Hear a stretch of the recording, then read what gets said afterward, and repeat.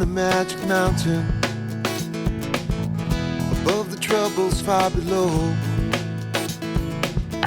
Somewhere off in the distance, I let it go, I let it go. Once upon a dream I stumbled in a nightmare of my own. I raged against the rain and thunder. I didn't know, I didn't know. HomeGrown Food Security and the HomeGrown Food Security Project introduces VICTREE Gardens, virtually interconnected community tree gardens. Emergency food for a family of 4 for 4 to 6 days in the event of a natural disaster. This is an expert-guided, a DIY, a do-it-yourself, web-based, internet community-supported, self-learning experience. Shelter in place, food in place, with your VICTREE Garden, your virtually interconnected community tree garden. Today, the city and county of Honolulu, and in fact the entire state of Hawaii, imports over 80% of its food. But in truth, that figure is closer to 95%, because the production of food that is grown here is almost entirely dependent upon imported fuel, imported fertilizer, imported chemicals. We are highly dependent upon a global distribution system that brings us our food and the means to grow food from faraway places. We are on tenuous life support, and climate change raises the stakes. This extreme dependency does not become obvious until an event strikes that interrupts the flow of goods in the global supply chain. We know such events are both natural and man-made. Here's one of the papayas from our yard in the front, which I'll show you the tree actually in a little bit. Cut it open. Check it out. It's so beautiful. And the avocados and the collard greens over here, they all come from the yard. And some ginger and olena that we're going to use later. And this, you gotta look at this. This is a air yam. Dioscorea that grows in the trees. It's really cool. It's kind of like a potato. Prior to Western European contact, Hawaiians had abundant agricultural systems that were completely independent of imports. Homes and villages were surrounded by food forests that provided ample food within walking distance. This still remains true in many of our insular and territorial communities. We can learn from these traditional systems, developed over countless generations. As Dr. Failau Tusi of Engaleo, a traditional leader of Samoa, says, resilient communities are ones that learn from the past, design the lessons into the present, and pass them on to the future.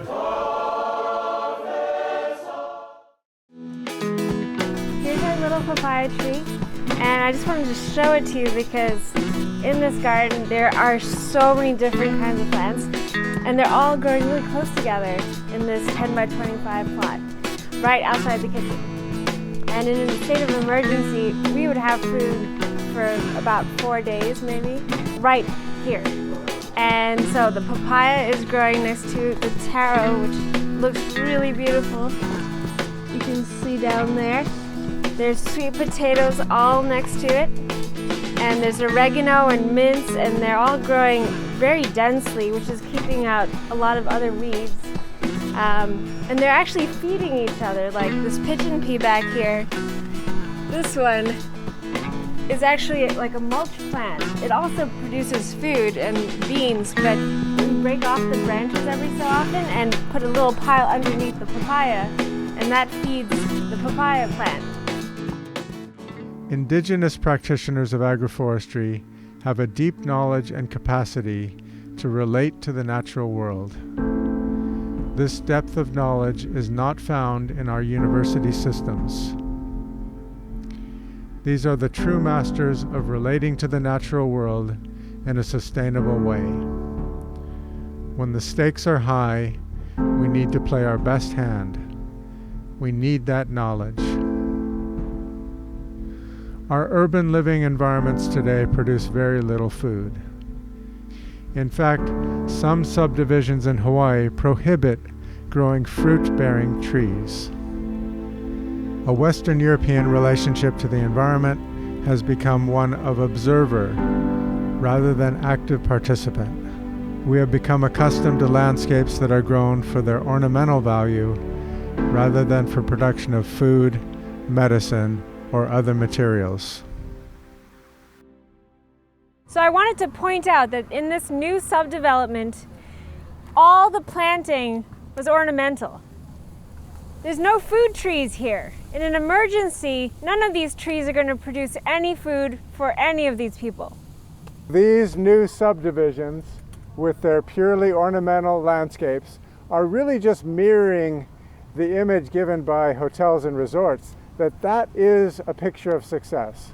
That is what success looks like. However, in the case of an emergency or natural disaster, this is not successful at all. These plains were covered in koa and food forests. Then they got cut down, turned into sugarcane plantations, and now you can see that they're being built up concrete jungle. Here we go again. And these subdivisions, these housing developments, have many hard surfaces. The rooftops, the streets, the sidewalks, they're hard surfaces. They create a different environment.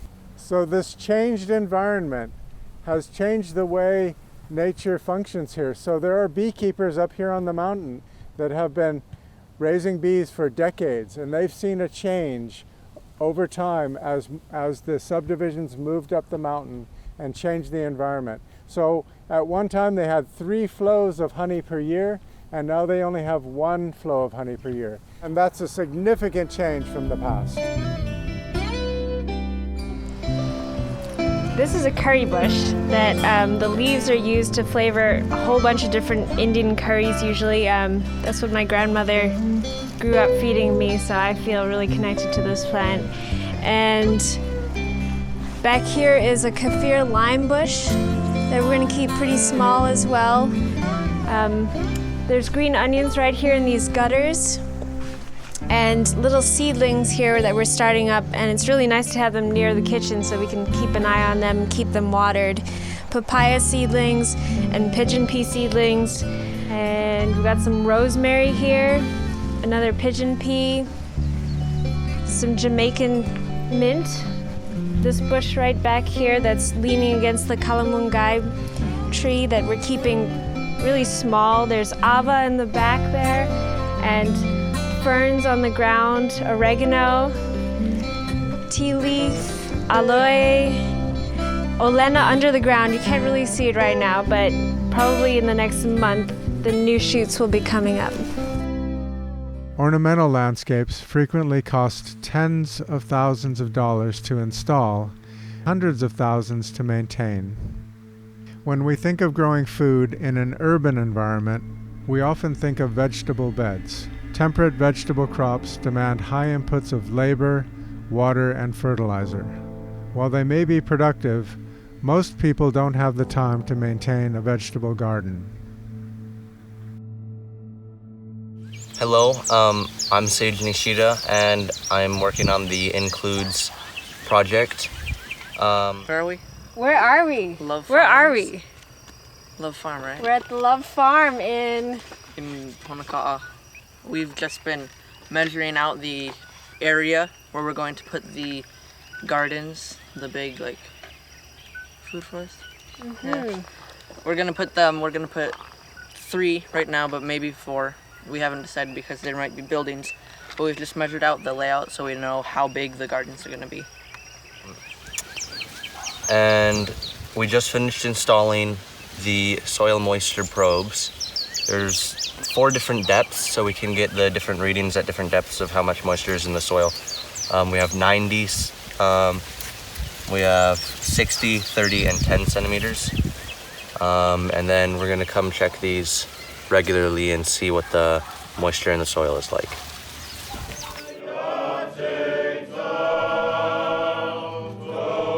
we learned some interesting lessons about localized food supply during the 2009 tsunami disaster in Samoa. A lot of our Asian farmers, they're bringing a lot of vegetables, a lot of cabbages, beans, and things like that to the stores. The local markets, roadside stands, they've gotten a lot bigger than they were before. As in Tutuila, we found agroforesters, farmers, and permaculturalists taking advantage of the natural landscape and their homegrown food forests to feed the population during the first critical 96 hours. It should be obvious, the greater the local and regional food capacity, the lower the burden on emergency services will be. Homegrown food forests create capacity to feed families and communities independent of the risks to commercial food production and distribution systems.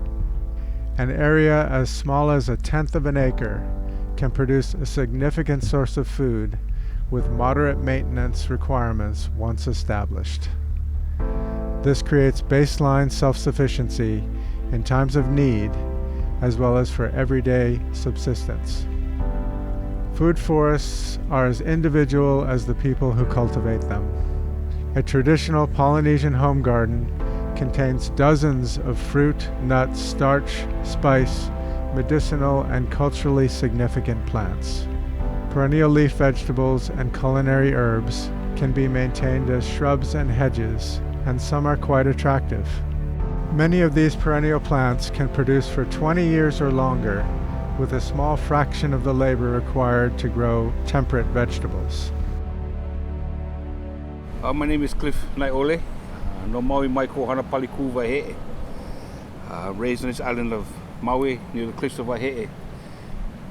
And my grandfather taught me a lesson when I was a child. You know, he said there will be a time when the great huli will come to these islands. And like the fingers, he says, the most important people on this earth will be the fisherman, the farmer, the hunter, the gatherer, and the medicine man. And he says, you look at the lima, all these fingers work together. If you put the lima down this way, you can always dig them hole, you can kanu your seed, cover them up, you can pull out the crop. The only time you turn your hand this way is to give to your family. So with that in mind, we're just waiting for the great huli to come. And it's very important, I believe, that we give our people, not just the Hawaiian people, but the people of Hawaii, a fair shake in having some type of self-sustenance in their yards, in their communities. And if you define the word community, you know what it's all about. Instead of community associations. But to be able to have a plot of land where you can depend upon yourself to grow these things, so that when the great huli comes, at least we'll be prepared in a short sense and have that ability to depend upon each other, because I may have this crop here, my neighbor may have another one. And if we look at it like the types of the ahupua'a from before, that's what they did. They all depended upon each other. So why can't we do it in modern days? Food sovereignty for our people. Grow what the DNA of the land accepts, not what we forced down its throat. I think that's crucial. And medicine, all these things come under food. All these things come under food land. It comes all on this aina, that which feeds us. So for those who have the opportunity to grow, it's a no-brainer. It's a no-brainer situation. So hopefully politicians, if you're out there listening, give us a chance to be self-sustainable. And it takes the pressure off of you, because when the great huli comes, you're responsible for all people. Let some of our people be responsible for themselves, at least to get ourselves off the ground and be self-sustainable at that time. Ayo. Thank you. I just wanted to reiterate that this is a 10 by 25 foot plot, and that every single family dwelling in Honolulu could have something just like this. This little section has a lot of endemic plants. There's the la'i, the ava, the hau back there. There's a little ohia tree that's waiting to go in the ground, and the uala and the olena right here in the corner. There's endemic ferns behind me, and if you look closely, you'll see that this looks like a forest floor. It might look like chaos to the untrained eye, but this is actually a collaboration between humans and what naturally occurs in the forest. Wow, has it really been a year since we've been at this garden? Look how much it's grown. The pigeon pea has exploded in this space, and this is the la'i that I showed you last time. It's almost as tall as I am. The olena is doing really well here. Come around the side and see how this little citrus tree that came up all on its own. We're going to be grafting that one with a variety of different citrus types. We have lemons and oranges on the same tree. Sweet potatoes are blooming. So beautiful. You can actually harvest them. They're crawled out of the garden. And the collard greens, all of this understory is looking really nice and healthy. The collard greens here are creeping out of the forest and reaching for the sunlight. This oregano is looking a little bit big. I think it's time to take it back down to the ground. The spinach back there is looking really nice. And the banana tree, take a look at that. It was tiny when we put it in here. And now it's really rising to the occasion. This one, you remember this papaya tree, it was tiny. Look at it now. Beautiful papayas.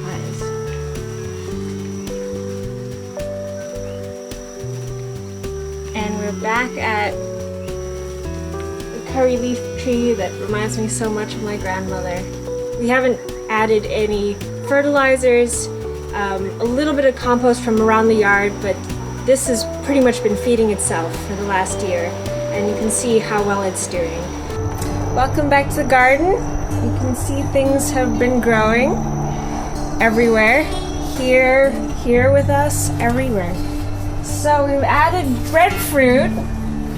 These are in pots. We're using it as a little nursery as the trees are getting ready to go in the ground. But we do have one that I'll show you in a bit that's in the ground here. Look how big the taro is. I think we're gonna pull this one soon. And the ava is really shooting up now that there's more space. We took the pigeon pea out. Things are evolving. Our old friend, definitely taller than me now. The olena, this looks like it almost is harvestable.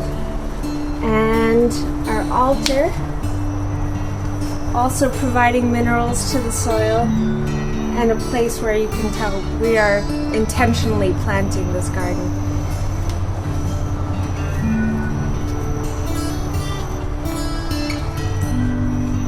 Come see these olena flowers. Look at that. Soon it will be ready for harvest. Our citrus tree with its pokey thorns just popping out of nowhere. This little patch is very new, a week old, of ele taro. And you can see the different mulch layers. There's the coconut leaf on the top, keeping everything else down and moist. A new little hedge of pigeon peas that came up on its own, ready for mulch plants. The banana tree is really shot up, and it has fruit.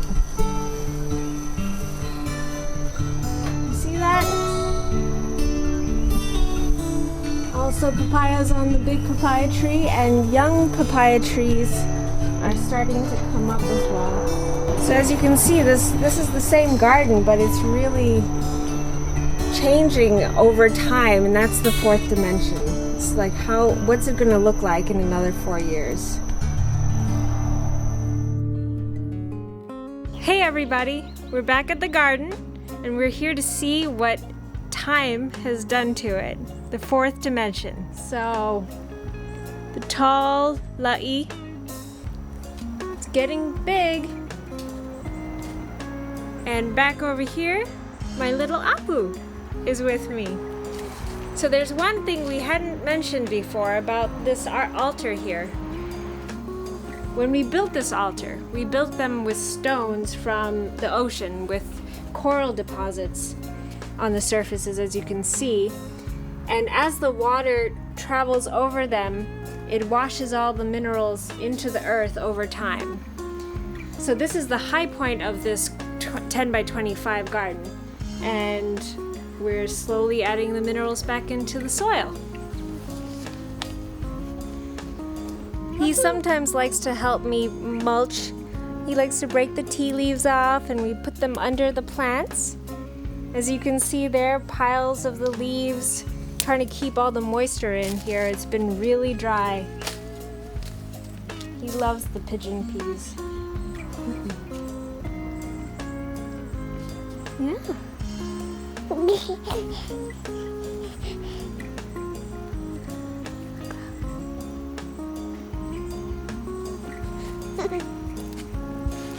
The breadfruit tree over here is taking off. And these papayas look amazing. Look pretty nice, huh?